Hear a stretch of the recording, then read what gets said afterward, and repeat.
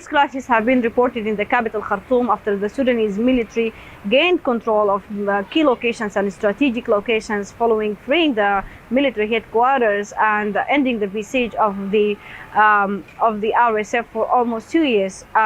It's also reported that the Sudanese military is regaining control of Bahri city that is witnessing a huge reversed migration as many civilians, hundreds of thousands of people are returning to the capital Khartoum after the military controlled Bahri city just a few days ago, and also Kafuri, one of the main cities in northern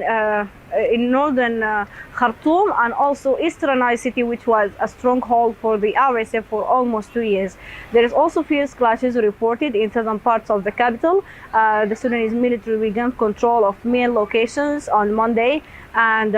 recaptured some military camps and some military buildings from the RSF. It's also reported that atrocities and crimes against civilians were reported in Al Qitayna in White Nile state. It's allegedly that the RSF killed at least 430 people in Al Qitayna, kidnapped women, children, and killed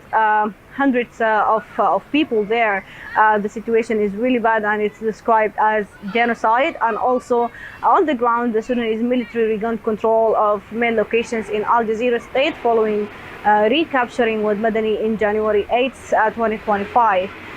In western parts of the country, the Sudanese military regained control of Al-Rahad, which is one of the main commercial cities in western Kordofan. The military announced that it fully controlled Al-Rahad on Monday. Hundreds of thousands of families are returning to safe locations that was freed by the Sudanese military.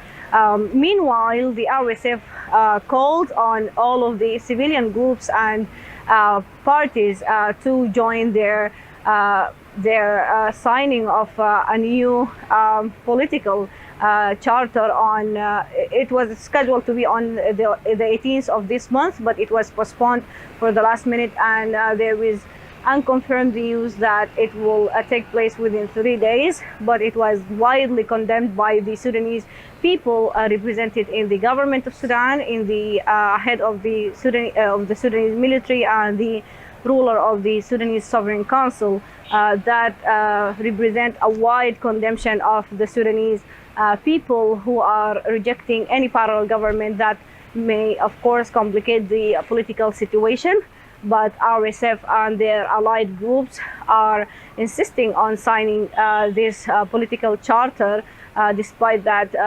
hundreds of thousands, or we can say millions of people are against this proposal, and they think it will complicate the political scene more. And actually they are seeing that there is no future for the rapid support forces and all of the allied groups after what they have been witnessing and experiencing for almost 2 years from war crimes and crimes against humanity and atrocities that is experienced on a daily basis in all parts of the country.